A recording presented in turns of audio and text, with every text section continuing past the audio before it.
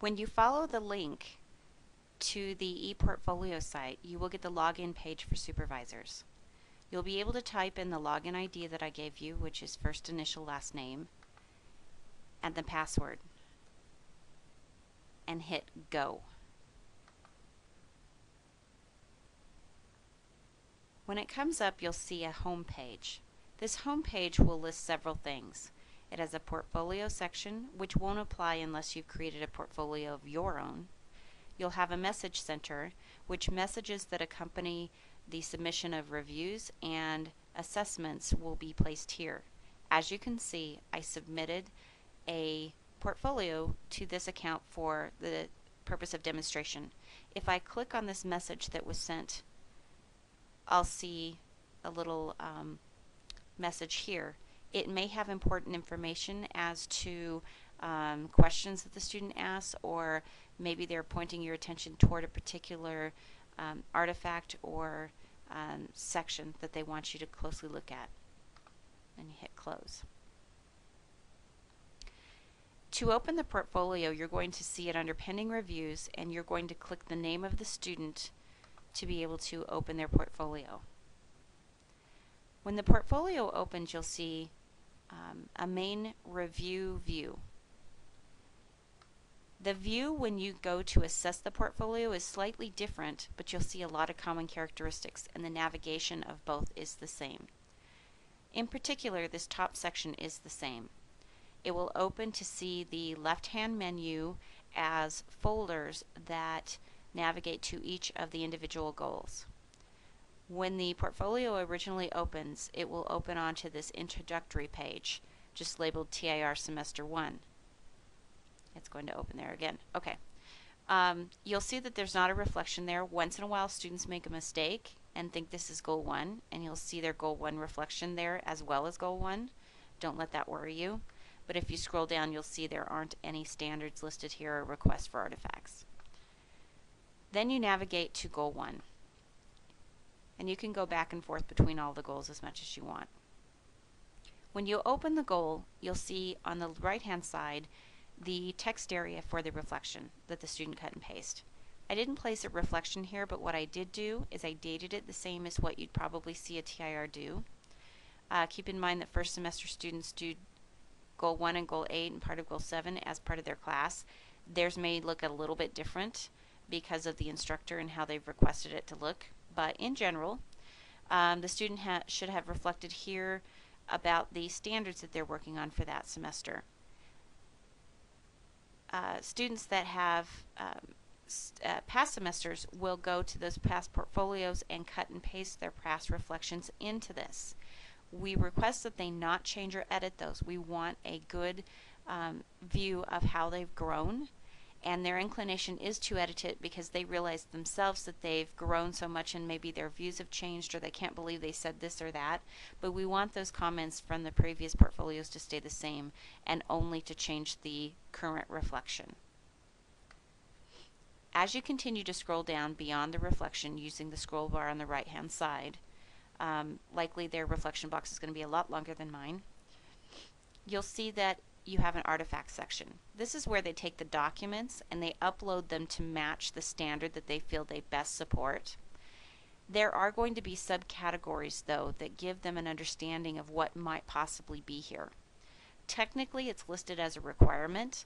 I have the students think very hard if they're not going to submit it with these particular items because I selected these categories specific to TIR students.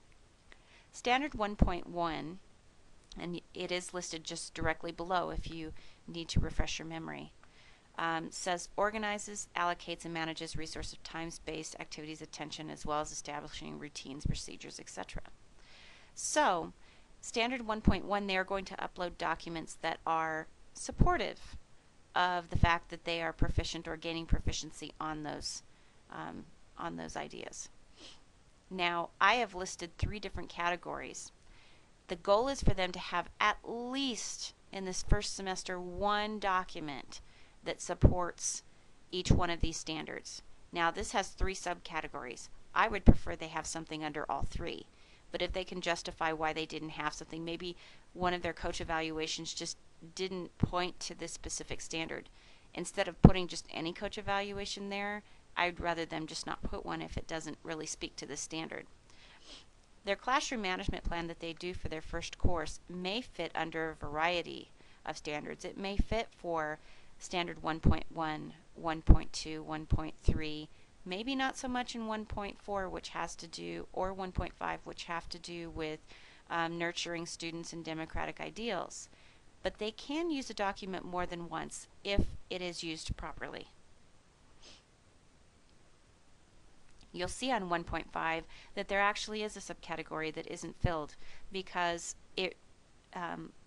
I do suggest that if they have a behavior plan, a PBS system in their school, that is one area or way that is really good for supporting democratic ideals, And some schools don't have this type of program or something even similar to it.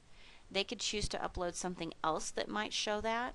If it doesn't completely match the subcategory, but they've uploaded it under that standard, it's fine. Or if they leave it blank, but they have something, some other document, as they do here, they have a coach evaluation under 1.5 to show some sort of proficiency. You can scroll to different goal areas by using that left-hand menu at the top. If you go to goal 8, you'll see what it would look like to really open up a goal area and have no artifacts connected to it.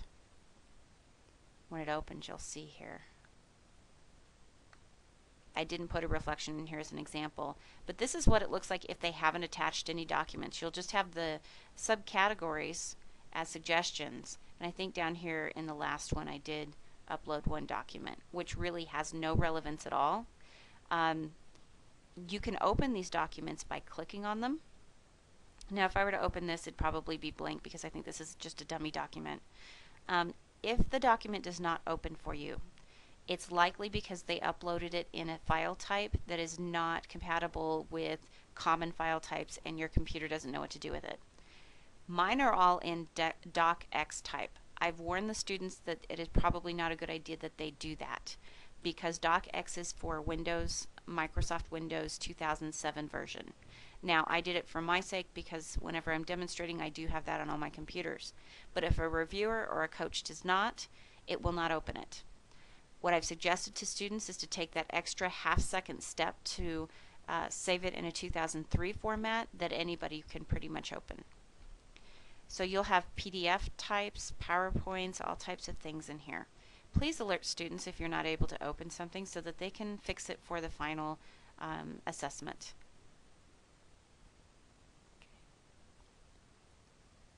Now, each one of these goal areas you can navigate to. You will only see the standards listed that apply to that student. Semester 3 portfolios have many more standards, but not quite yet all of them. These for Semester 1 will have very few in goals 2 through 7. If I continue to scroll down the rest of the page, you'll see that there's a review notes section. And this one at the end of each page is one that I do not want you to use. What you should do instead is to have maybe a scratch sheet of paper to compile the notes from all 8 goals.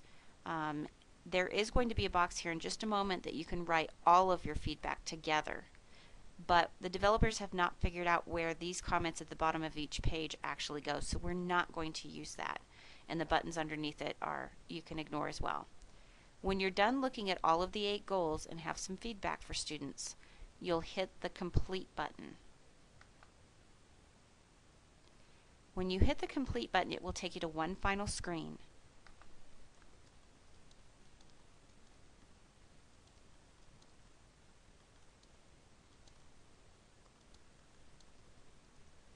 And all feedback for all 8 goals can go here, and they will be able to get it when they go back to their portfolio. We're going to hit the button that says Update Review Notes.